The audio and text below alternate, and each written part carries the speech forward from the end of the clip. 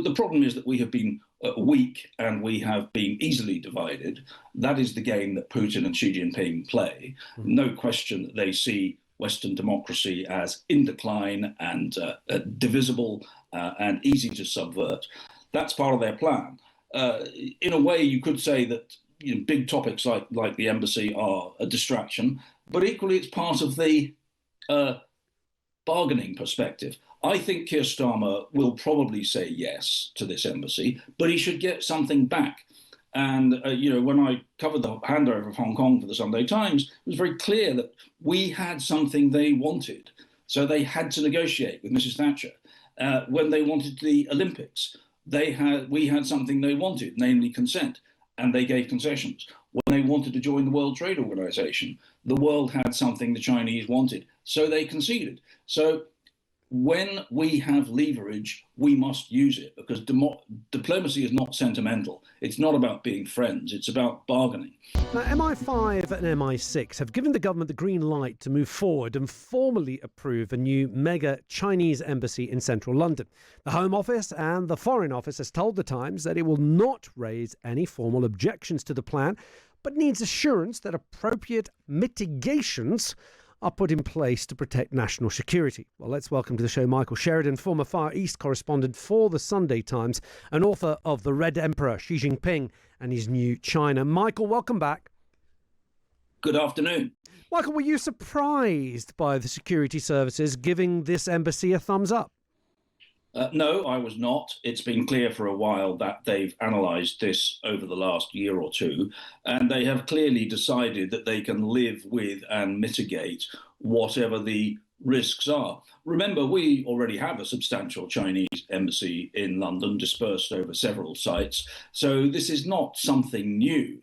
The threat is what it is. It has been there for a while. That itself is not going to change. Does the threat continue? We've had, of course, reports that MPs and lords warned by MI5 over Chinese espionage. Are we paying more attention to it now, or has it actually got worse?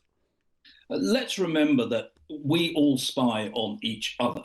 That's what our agencies do. The difference is that the Chinese do things to us which we can't do to them, because we live in a democracy and they are able to exercise political influence, to buy influence, to swing people to their point of view, that our people in China cannot do because their system is closed. So they exploit the open nature of our system. Robert Hannigan, the former director of GCHQ, said in an interview broadcast this week that China is a threat to our national security and certainly to our prosperity. So you need to take that seriously. But I do take MI5 and MI6 seriously. They are the operators in this sphere. And they do appear to be confident that they can manage whatever increased risk might be posed by having all these Chinese officials in one place. Personally, I would have thought it might be quite good for the West to have them all in one place where they can be more easily watched. So what goes through your head then, Michael, when you hear the Security Minister, Dan Jarvis, for example, he said the government will not tolerate covert and calculated attempts to interfere with the UK's sovereign affairs after those warnings about Chinese spies went out. Is this sort of just posturing, seeing as you said, look, they spy on us, we spy on them. It was ever thus and will continue to be so?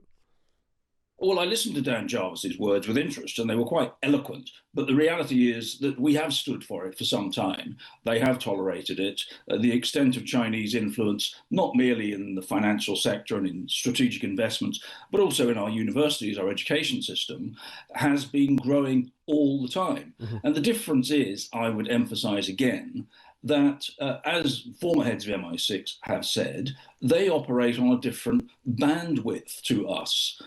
I have no doubt that we go after Chinese military and security secrets, as all nations do, but we have no means of skewing the debate or influencing things inside China in the way that they are trying to do to us. Remember, they wage a broad spectrum war. It's about weakening will. It's about dividing alliances. It's about making the democracies feel divided and friendless and weak, as we've just been hearing about Ukraine. So that is good for them. And that is an influence that they wield as a weapon of war. It's part of their political training. That's the difference. I don't see that having one big embassy on one site is going to alter that. Michael, of course, spying and all the things we've been referring to and you've referred to, it's the word influence keeps coming up. It's that nudge theory of just influencing a little bit more, getting your narrative through, showing democracies across the world being in a state of flux.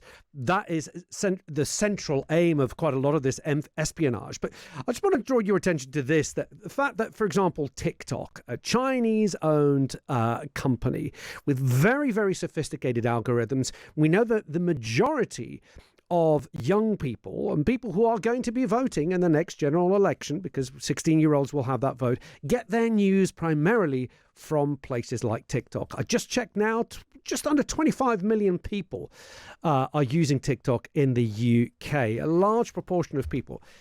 Should we be worried more about something like TikTok and the algorithms that it uses to, and I use the word again, influence people and the way they think and their perception of the world, than whether the Chinese embassy is on top of important cables or rooms that we don't know what's happening in them? Are we missing the point, is what I'm asking it, basically? We should be concentrating on winning the arguments and having confidence in ourselves and standing up for the democratic liberal system that has brought far more benefit to more people around the world than Chinese communism has ever done. So the problem is that we have been weak and we have been easily divided. That is the game that Putin and Xi Jinping play. No question that they see Western democracy as in decline and divisible and easy to subvert. That's part of their plan. In a way, you could say that big topics like the embassy are a distraction, but equally it's part of the bargaining perspective. I think Keir Starmer will probably say yes to this embassy, but he should get something back. And, when I covered the handover of Hong Kong for the Sunday Times, it was very clear that we had something they wanted. So they had to negotiate with Mrs. Thatcher.